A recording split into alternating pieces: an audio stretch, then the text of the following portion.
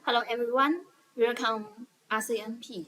And this class is OSPF Basic Principles. For this class, we will introduce the protocol overview, layer structure, network types, packet and encapsulation, neighbor establishment, and route calculation. Of course, include the LSDB update. So now, let's go to the first page, is the preference. So the OSPF is a link state-based interior gateway protocol developed by Internet Engineering Task Force. Thanks to its openness and rich features, OSPF has become one of the most widely used routing protocols in the industry.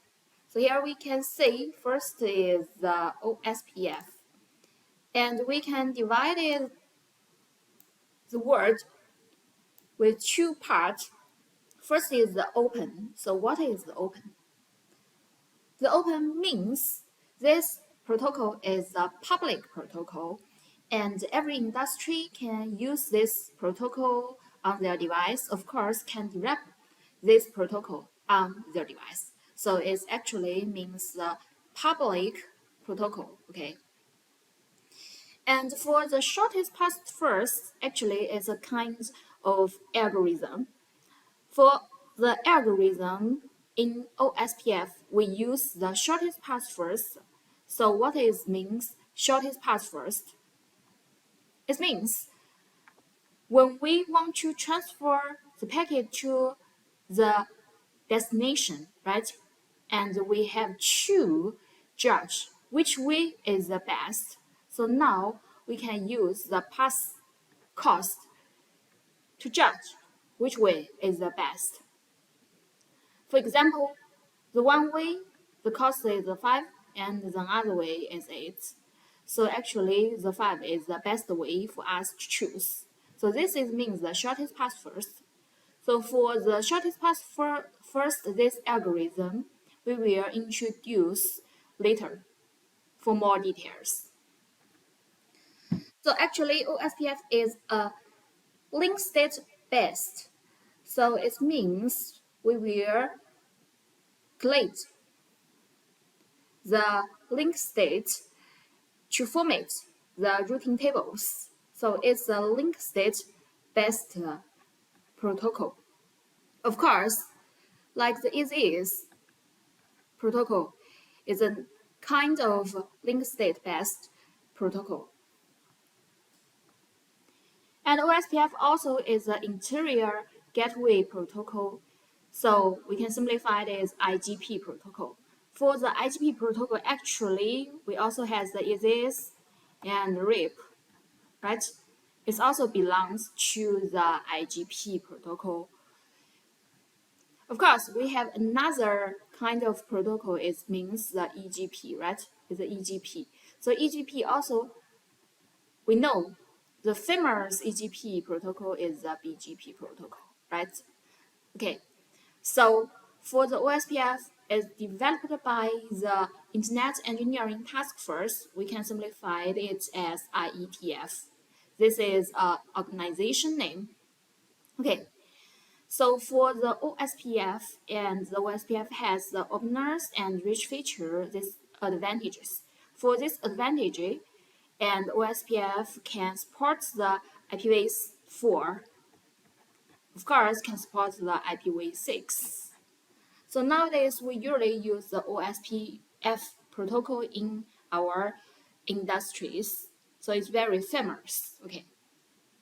And next, this slide mainly describes the working principles of OSPF, including layer structure, network types, packet encapsulation, and neighbor established and maintenance.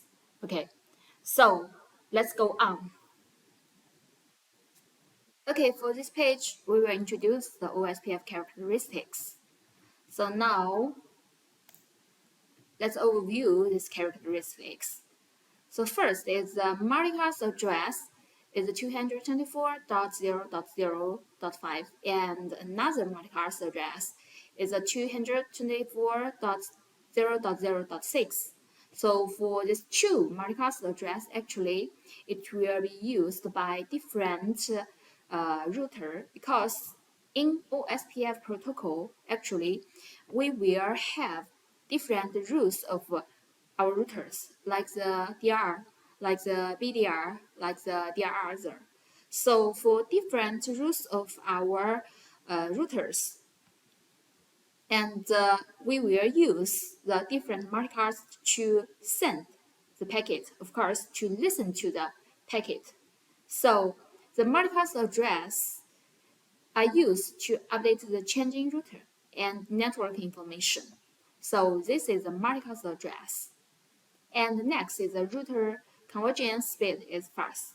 So because the OSPF's convergence speed is fast, so nowadays our industry like to use OSPF protocol. So this is one of the reasons for industry use the OSPF. And next is the cost is used as the measurement value.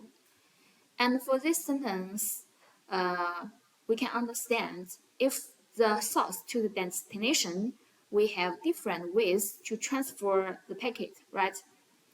And we have to choose one way to help us to transfer packets from the source to the destination. And for example, here we have the source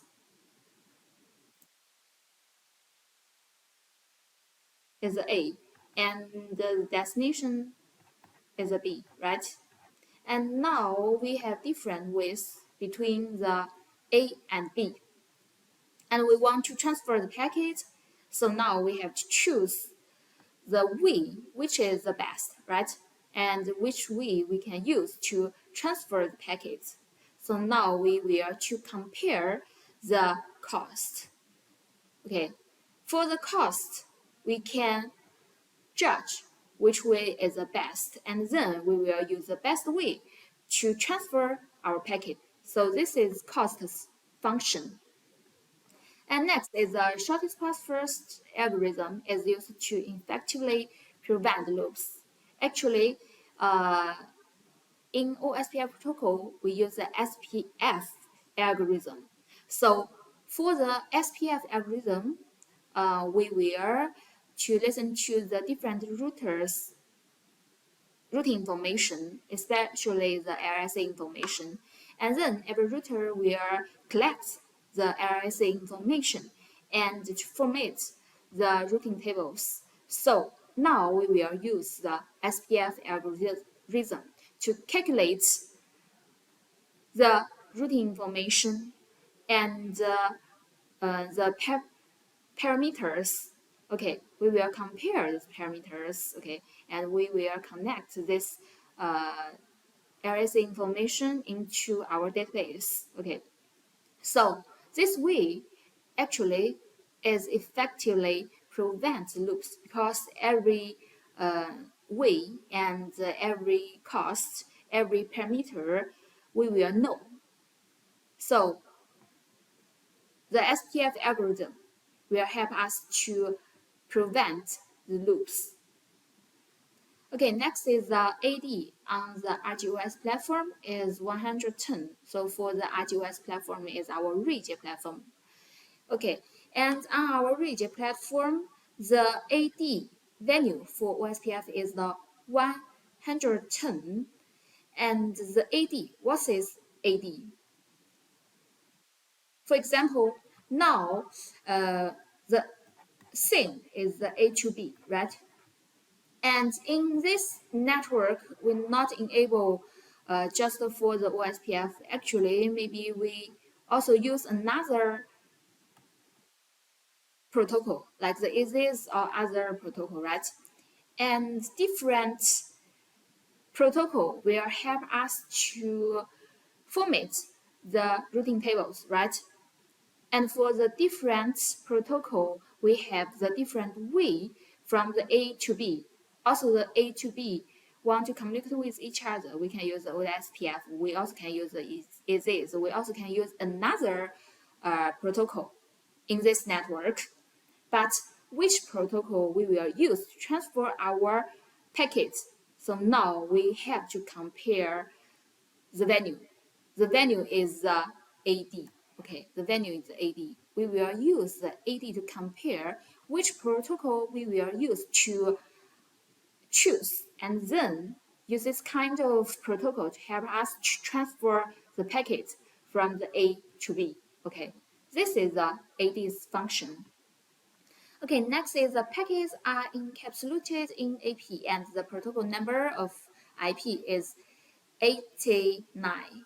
So actually we can capture the packets, and then we go to the network layer and then find the parameter in the network layer has a protocol number. The protocol number for OSPF is 89. Okay, so different protocol will have different protocol number. So you can use the Wireshark and to capture every packet and to know the protocol number information. Okay. So last is the two OSPF version are available. First is OSPF v2 and another is OSPF v3. So for the OSPF v2, actually it's part the IPv4 environment, and the v3 is extended to support the IPv6 environment. Okay, and for the comments on our device, actually, if we want to enable the IPv4 environment, so we just can tap the router OSPF and add the process ID like 1. We don't use to add the v2 here, right? Okay, so it's very simple for us to enable the OSPF process on our IPv6 environment. Okay, so this is the OSPF version. Okay, next.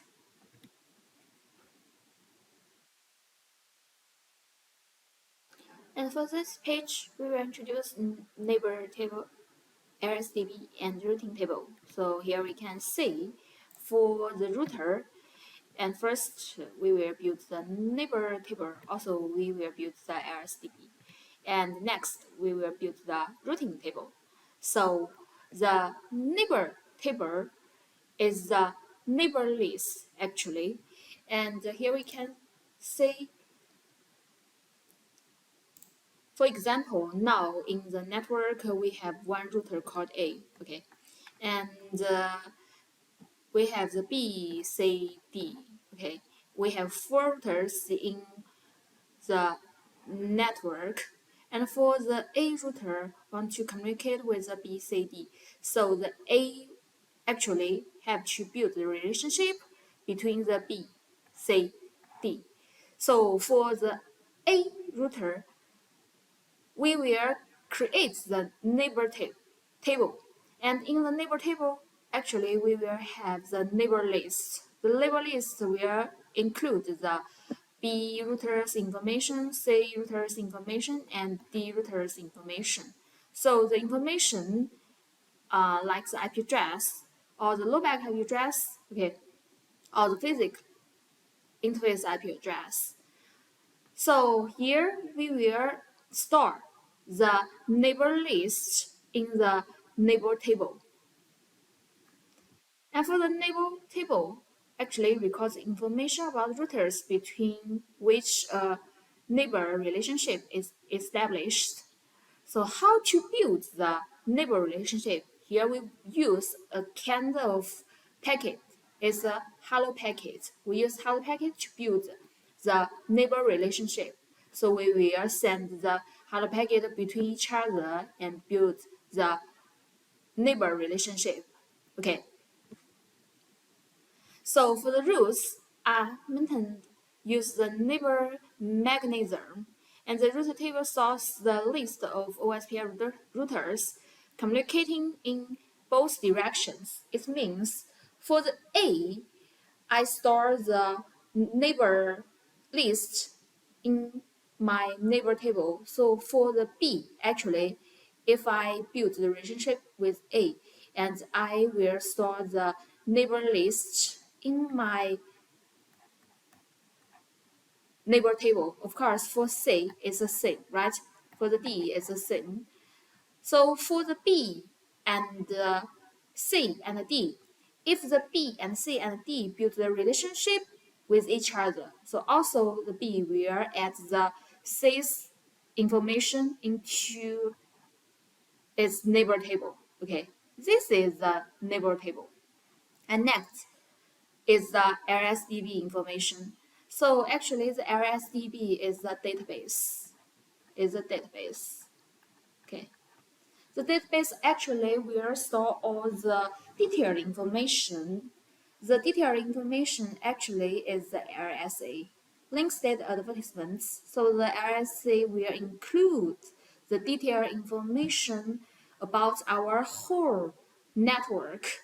So for the RSDB, actually it store the RSA information. So where is the RSA from? Actually, it's from the RSU packet. The RSU packet will contains the RSA information. So when we have to send the RSU packet, actually, when the two router build the neighbor relationship between each other, so the two neighbor will send the packet to each other, like the DBD, RSISU, and the RSSAK. So we through this packet and we will get the RSA packet and we will get the RSA information from the RSU packet. So this is the RSDB. And the last is the routing table. So as we know, the routing table actually is from the different protocol like the OSPF, like the EZs, like the RIP, like the BGP, right? So every protocol will format the routing tables. So here, the OSPF routing table stores the routes calculated using the SPF algorithm. So for the OSPF routes calculated by OSPF are added to the routing table. So how to understand this? It means after we know the RSA information, and then we will add the RSA information to our RSDB, right? And we will use the SPF algorithm and to calculate the RSDB and then get the best way for us to communicate each other. So this with information we are adding to the routing table. Okay. So after we finished the calculation and the priority for the routes is the O bigger than OIA, bigger than the OE1 or OE2, bigger than the ON1 or ON2. So actually the O is the mark for the routes from one OSPF area, and the OIA it means the routing information is from another area but belongs to one OSPF domain. And the OE1, OE2 is because our OSPF domain will redistribute some other area information into our area, or maybe another OSPF process. Okay, so it's the OE1 and OE2. And next, actually, is we are related the spatial area. It means the NSSA area. So for the NSSA area, we will generate the ON1 and the ON2 mark routing entries. So here for these rules, we just need to remember it. And for the more details, we will see after this introduction. Okay. So for these three tables, what's the relationship between each other? Actually, for the two router, if we enable them to the OSPF process, first we have to build the neighbor relationship, right? And we use the hard packet to build the neighbor relationship. And after we build the relationship, and we will send the packet to each other. We will send the DVD, LSR, LSU, and LSA information, and then the LSU packet will format the LSA, and then we will form a LSDB. For the LSDB has the whole information about our network, and through the LSDB and SPF algorithm, we will calculate the best ways or the best routing entries for us to transfer our packet from source and the destination. And then we will add this way to routing table. So this is the relationship between three tables. Okay, so next page. So this page is the OSPF route calculation SPF algorithm. And here we can see there are 4 routers in our network. Is R1, R2, R3, and R4. So between 2 routers, we can see on the link there is a venue, right?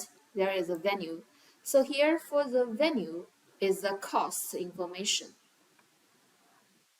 So the cost information between the R1 and R2 is 1, and the R1 to R3 is 2, R2 to R3 is 5, and the R3 to R4 is 3. So this is the value information in our network topology. Okay, next we can see, after we know every venue in our network, we will form the LSDB information, right? We will collect the LSA information of R1 and R2 and R3 and R4.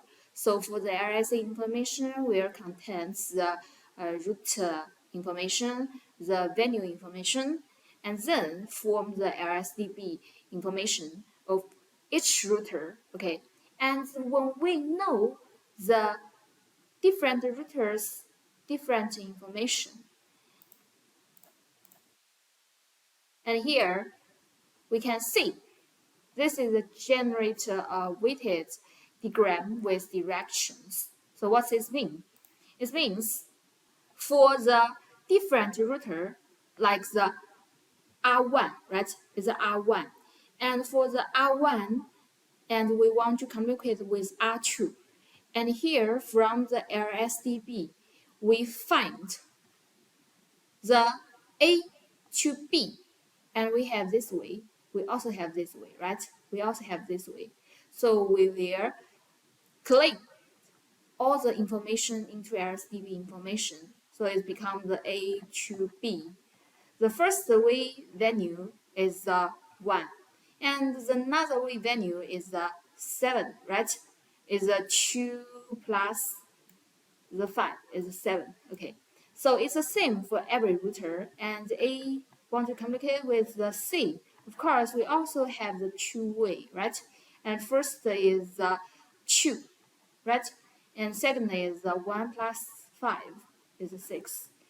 And for another 2 or D or other router is the same. So we have a different information with different ways. We will collect all this information into our SDB, right? But for this step, we have to form the routing table, right? And for the routing table, actually, if we want to generate the routing table, we have used the SPF algorithm. So for here, we collect all the information, and then we use the SPF algorithm to calculate the LSDB, and then we will format. If the R1 want to communicate with R2, we will choose the 1 is the best. And the R1 want to communicate with R3, and compare the value between 2 ways, we find the 2 is the best, right? So for the R1, want to calculate it with R4, and we use the 2 plus 3 as a 5 is the best. We don't use another way like this way, right? Because this way, value is a 1 plus 5 plus 3 is bigger than the 5. So this is the SPF algorithm, and we use the cost value and to compare the cost value. The value will help us to choose the best way from the source and to destination. So for the R2 is the same. The R2 has different ways to R1, but we will choose the best value. And for the R2 want to communicate with R3, we will use the 1 plus 3. We won't use another way because the ways value is a 5, right? So it's the same for R3, okay? So for R4, actually, it's the same. So this is the SPF algorithm. Okay, so for next page, and for this page, I will introduce the OSPF areas. So first is the OSPF areas are divided use the routers as the edges. So it means sometimes for a router, the router will belong to different area. Maybe it belongs to the area 1, and for another part with one router will belongs to the area 0. Okay, and each area is marked by an area ID. So here the area ID we can use a 0, 1, or 2, or 3, or 4. But for the area ID, there is one special ID information is the area 0. 0 is just for the backbone area. So if we want to create the backbone area, we just can use area 0. Okay. Next is all areas except area 0 are non-backbone area. So it means we can use the 1, 2, 3, 4, 5 to identify the area information. But we can't use the area 0 for non-backbone area. Okay, because the 0 means the backbone area. And the next is the backbone area is responsible for forwarding the routes between non-backbone areas, and non-backbone areas cannot directly exchange inter-area routes. So we can use this topology help us to understand. Here we can see there is one OSPF area here.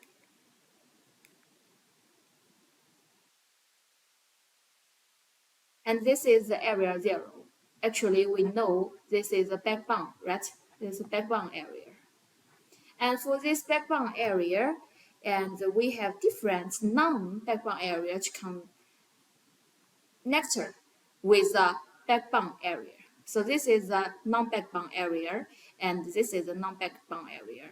This is non-backbone area. This is non-backbone area. And we can use the ID like the 1, 2, 3, 10.0.0.1 to mark the ID information. Okay, so this is the area ID. And then, actually, for this router, we can see this router is connected with a different area. So it belongs to area. For this, it means this router divided with 2 parts. So for the OSPF, the edge is the router. Okay, so the edge is on the router, not on the link. Okay, and next we can see every non-backbone area will connect to the backbone area is the area 0, right? Directly. And for the area 1, area 2, area 3, or the area 10.1.1.1, 10.0.0.1, for every non-backbone area will connect with the backbone area directly. So when the non-backbone area's router wants to talk with the router which belongs to the backbone area, can send the packet to the backbone area's router. So the backbone area is responsible for forwarding the routes between non-backbone area. So it means if the R2 device want to communicate with R1, or the area 2 device want to communicate with the area 3, so the area 2 can send the packet to area 0 first, and then the area 0 device will help the area 2 device transfer the packet to the area 3, of course, can transfer the packet to area 1. So this is this sentence mean. Okay. And for the long backbone area cannot directly exchange the inter-area routes. So it means the R2 and R3 can't communicate with each other directly. We have to transfer the packet to area 0 first, and then the area 0 will help us to transfer the packet to another area. Okay, so we can see the area 2 and area 3 can't communicate with each other directly. So it's the same between the 1 and 3. We can't transfer the packets directly. And for this 2 area, it's the same. Of course, for 2 areas, same. Okay, so this is 2 sentence means. Okay, and for the first part, we will introduce the protocol overview. And for next part, we will introduce the layered structure. And for the layered structure, for the first page, is the advantages of area division.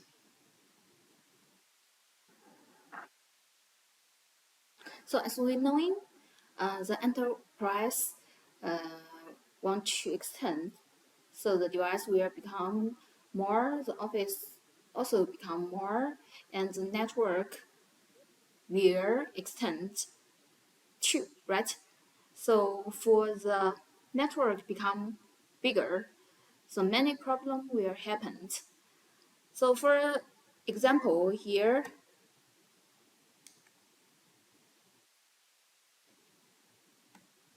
when draw a picture is a R1, right? And there is R2 and R3. It's just 3 devices in one network, and we enable the OSPF in just this network. Okay, and when the enterprise extend, we have to add more device like the R3, R4, and so on. Okay, and connect with each other, right? Connect with each other. Okay, connect with each other. So when the device become more and the network become more, and we can see the R1 and R2 enable into the OSPF area, right? And we have first to build the neighbor relationship. Okay, after we build the neighbor relationship, we have to send the packet like the hello DVD, LSR, SAU, LSACK. So this packet we also introduced before, right? And we have to send the packet between each other. So for R1, R2, build and send. For the R1 and R3 also have to build and send. And R2, so R3, of course, have to build and send. And for different devices, we also have to build the neighbor relationship and send the packets. Okay, after this, we have to collect all the information between each other and form the LSDB, right? So here we can see every router have to store the RSA information from the R1, R2, R3, R4, R5. All the routers belongs to the OSPF domain. Okay, and from the LSDB And for this RSDB, we'll store all the information about the whole network. And then, after this, we will use SPF algorithm and to form the routing table, right?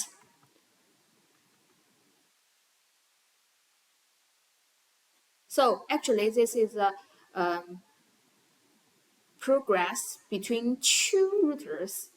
So when the enterprise extends, the network will extend. And then every device will build the neighbor relationship between each other. And for the different routers, we will send the different types of packets, include the RSA information, right? So for first, the R1 and R2 will send the different types of the packets and include the RSA information. For the RSA information, and the RSA will float to every router, right? Will float to the every router because we have to net the every router know the whole information about this network. Of course, every router have to store this information, right? So this will cause the RSA flat, the scope of RSA flat will become larger. And then for the RSDB, if every router wants to store the RSDB, it will occupy more the resources about the CPU memory. So this action actually lowers the performance for our router. So there is just 1, 2, 3, 5, 4. So we just have 5 routers in our network, right? And for the network, if we have the 20 device or 200 device or more, the 1,000 devices, we have to add this device information into the RSDB. So we can imagine the RSDB will become larger and larger, right? So actually it's a not good idea. And then every router has to use the OSPF algorithm to calculate the routing entry and add it to the routing table, right? So every router has to calculate again and again with the network extent. So this action also occupies the resources on every router.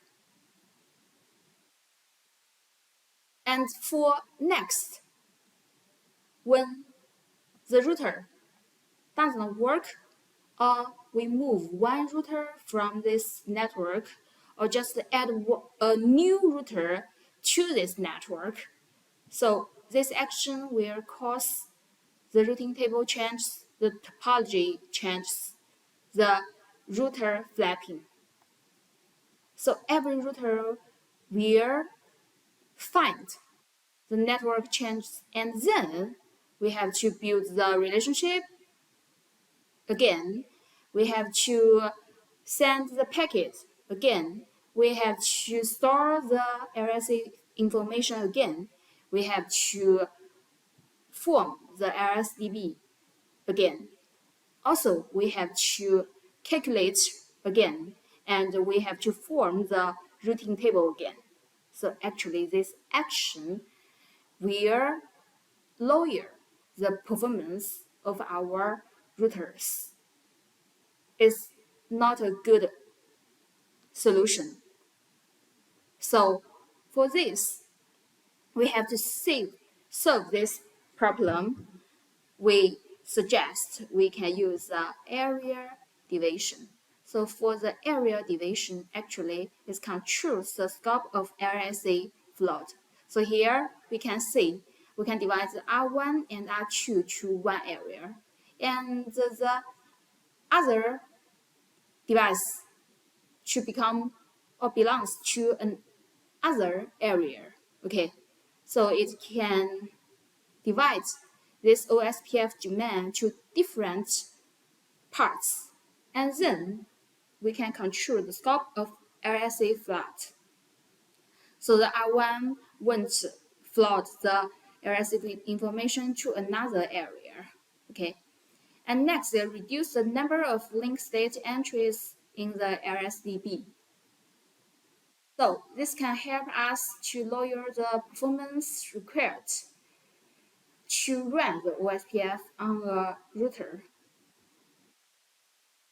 So here for our router, and not every one router has to store the RSDB information into our RSDB. Okay, and every router just to store the RSDB information belongs to its own area. And the third is divide the routers with the same feature or in the same location into one area to facilitate management. For example, the R1 and R2 actually sits on the building 1, and the R3, R4, R5 it sits on the building 2. So we can divide the R1 and R2 to area 0, and R3, R4, R5 divided into the area 2. Okay, so it's very convenient for us to do the management, including the area information. And next, summarize the rules to lower the packet of routing table topology change and router flapping. So actually, it's very simple to understand, right? And if we do the area division, we divide the R1 and R2 to area 0, and another router belongs to area 1. Okay. And here we can see if now we adding to a new router into area 0. And then other routers belongs to other area won't build the relationship between the R1 and R2. Of course, the R3, R4, R5 don't know the new router's detailed information because they won't exchange the detailed information between each other. Okay, and for the area 0, the new router adding to the area 0 it causes the routing tables change, topology change, and the routing flapping. But this action won't impact the another area. Okay, so also if in area we have too many routing entries in different segments, for example, like the 192 and 168, one segment, and 192, 168, two this segment. Okay, and so on. We also can do the summarize for this segment, like the 192 and 168.0.0. Okay, we can summarize as this segment so that if we add new routers, like the segment is 192.168.3, this segment. So, but actually we use the summarize. So the routing entries won't flap because we have the summarize segment here. It means include the dot one dot 2, of course, dot 3 and dot 4 and dot 5, dot 7, okay. And maybe the routers belongs to the 192.168.2, the segment doesn't work or move to another domain. So actually, we also has this routing entry, and we want to change the summarize the routing information. We also can use this routing entries to access this destination, destination. Okay. So actually, this is the advantages of area division.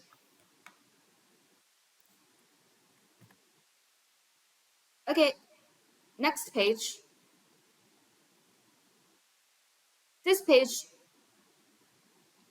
will introduce the OSPF router types. After we introduce the advantages of our area division, so we also have to know the different types of our router. So here first the type is the IR, internal area router. So what is the IR? It's all interfaces are in the same area.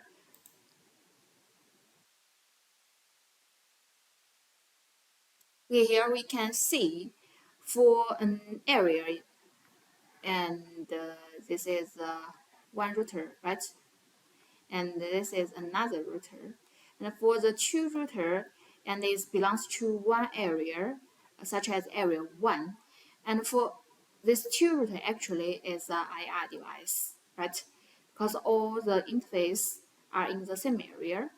The R1 interface is belongs to area 1, and the R2 interface belongs to the area 2. So this is the IR routers. All the routers inside the area has completely the same RSDB. It means the R1 and R2 build the neighbor relationship and to send the packet to each other, and then to store the RSA information into the RSDB. So the R1 and R2 has the same RSDB, right?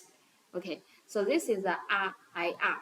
And the second actually is the backbone router. It means the two router belongs to the backbone area. So we know the backbone area is area 0. So if the router it belongs to the area 0. So it means this router is the backbone router. But here we can see at least one interface belongs to a router in area 0. It means maybe this router has the interface belongs to another router. But if this router has one interface belongs to the area 0, we can call this kind of router is a BR. So for the BR, actually packets exchange between other area must pass through the area 0. We also introduced this characteristics, right? Okay. So next is the ABR device. So here we also can draw the topology. This is area 1, and this is area 0. And here between two area we have one router. Okay, this router we can call this ABR device because this router the interface is belongs to the area 0, and for the another interface it belongs to the area 1. So we can see the interface belongs to or more areas, and one interface belongs to area 0 is called the ABR device because this device connects with two different area, and which one of the area is the backbone area. Okay, And for the ABR, actually the ABR has the 2 or more LSDB. And for area 1 here, for the ABR, we have the LSDB1 and store the RSA information belongs to the area 1. And then we also have another LSDB information. And the LSDB will store the RSA information belongs to the area 0. Okay, so actually the ABR device will maintain the 2 LSDB. Okay, so for the inter-area routes, information must be transmitted through the ABR. It means the area 0 and the area 1 want to communicate with each other and have to transfer the packet to the ABR device first. Okay, so actually the ABR is very important. And next is the ASBR. So the ASBR is different from the ABR. The ABR will connect with 2 areas, but the 2 areas also belongs to the OSPF domain. But ASBR is not belongs to one OSPF process. Maybe it will belongs to different OSPF domain. Of course, maybe some device belongs to another domain or another AS. So for example, here is the AS1 and here is the AS2. And for the AS1, maybe we use the OSPF protocol, and for AS2, maybe we use another protocol like this. Also, we can use another OSPF process. So this is process 1, this is process 2. So it means the 2 process is not belongs to one AS. Okay, and for the router is connected with 2 AS. For this router, actually is an ASBR device because it's connected with the 2 AS. Okay, and for the ASBR, actually is the AS boundary router, employs the router information of other routing protocols or processes through route redistribution. So if we want to the AS1 and the AS2 can communicate with each other, we have to do the redistribution on ASBR device. So this is the differences between ABR and ASBR. Okay, and for the ASBR device, actually the function of the ASBR is a boundary between the OSPF routing domain and the router of an external network. So actually is the edge. It's the edge router between 2 AS. So this is the ASBR. After we introduce the OSPF router types, now we can use an topology to know, to learn, to recognize which router is the IR, which router is the BR, which router is the ABR, and which router is the ASBR. So here is the topology. Okay, we can see there is a topology, and we have the 9 routers here and 3 areas. And here we can see in this topology, actually, the IR belongs to one area, right? So here we can see the R1, all the interfaces belong to the area 1. The R2, R3 is the same. Okay, and for the R area 0, we just have one routers belongs to just one area, is the R5.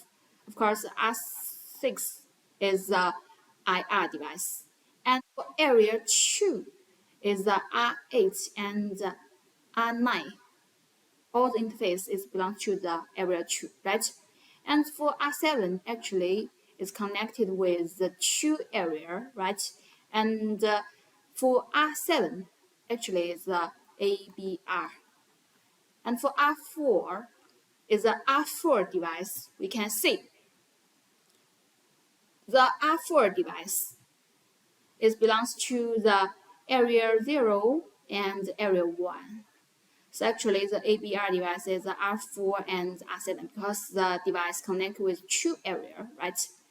And for BR actually is the interface belongs to the area 0.